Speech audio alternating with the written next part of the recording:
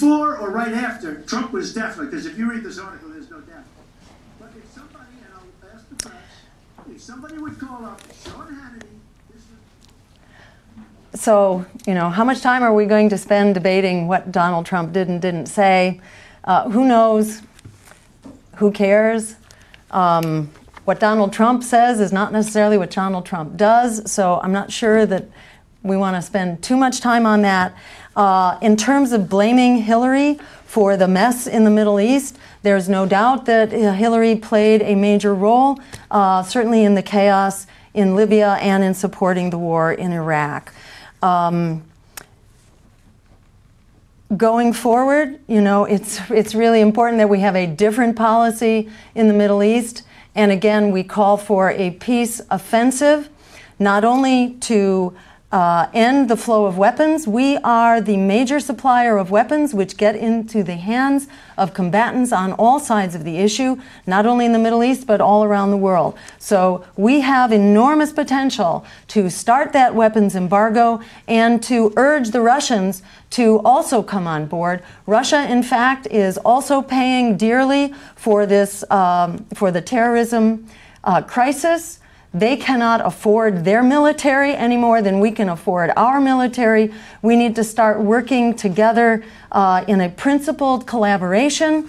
It's great that we're working together right now, but we're working together for the wrong thing. We're working together to drop more bombs on ISIS, which is not going to be the solution. We need together to bring in all our other allies to actually create a weapons embargo to the region, particularly to Syria, to stop the flow of troops across Turkey's border.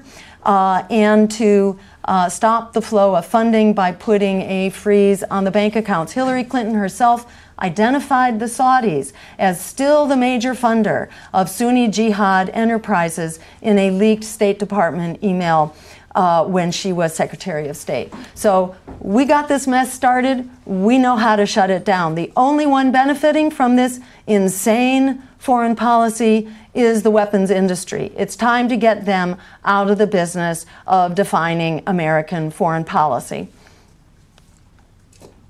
Toughest sanctions on Iran. And we did drive them to the negotiating table. And my successor, John Kerry, and President Obama got a deal that put a lid on Iran's nuclear program without firing a single shot. That's diplomacy. That's coalition building. That's working with other nations. The other day, I saw Donald saying that there were some Iranian sailors on a ship in the waters off of Iran, and they were taunting American sailors who were on a nearby ship. He said, you know, if they taunted our sailors, I'd blow them out of the water and start another war. That's not good judgment. That is not the right temperament to be commander-in-chief, to be taunted. And the worst part of what you've heard Donald say has been about nuclear weapons. He has said repeatedly that he didn't care if other nations got nuclear weapons, Japan, South Korea, even Saudi Arabia. It has been the policy of the United States, Democrats and Republicans, to do everything we could to reduce the proliferation of nuclear weapons. He even said, well, you know, if there were a nuclear war in the East Asia, well, you know, that's fine. You know, have a good time, folks. And in fact, his cavalier attitude about nuclear weapons is so deeply troubling. That is the #1 threat we face in the world, and it becomes particularly threatening if terrorists ever get their hands on any nuclear material. So a man who can be provoked by a tweet should not have his fingers anywhere near the nuclear codes, as far as I think anyone would. So when it comes to nuclear weapons, the Obama administration has committed us to $1 trillion on a new generation of nuclear weapons and their modes of delivery. I haven't heard Hillary Clinton give any indication that she would change that course. So we are basically plunging headlong into a new nuclear arms race. And in that context, yes, it would be terrifying for Donald Trump's finger to be on the button, but I will also be terrified if Hillary Clinton's finger is on the button. She, in fact, is pushing for an air war with Russia over Syria. her stated policy for dealing with Syria is to create a no-fly zone, which means basically that we are at war with other powers that are in that airspace, namely Russia. We now have 2,000 nuclear missiles on hair trigger alert, and Hillary Clinton is fanning the flames of conflict between the U.S. and Russia, both with the movement of NATO troops surrounding Russia on its border, the proliferation of anti-ballistic missiles around its border. This is not the direction we need to go. We need to be moving towards nuclear disarmament, which is a concept that seems to be completely foreign to both Hillary Clinton and Donald Trump. That is the one solution here to the nuclear threats that we are facing. It's not stopping proliferation. It's actually stopping the use of nuclear weapons and their existence for once and for all by moving to nuclear abolition. Not just in our lifetimes, but as an international emergency to do this as quickly as possible.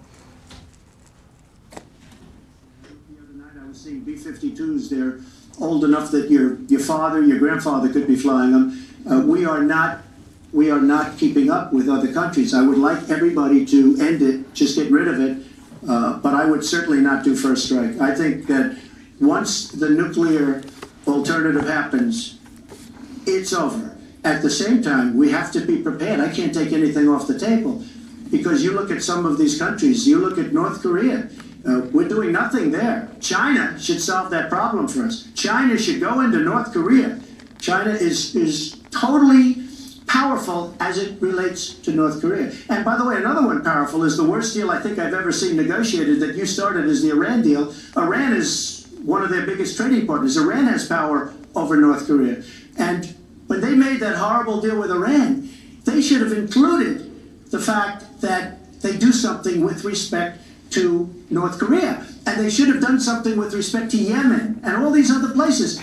And when asked to Secretary Kerry, why didn't you do that? Why didn't you add other things into the deal? One of the great giveaways of all time, including $400 million in cash.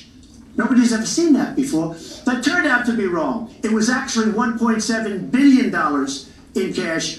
Obviously, I guess, for the hostages, it certainly looks that way. So you say to yourself, why didn't they make the right deal? This is one of the worst deals ever made by any country in history.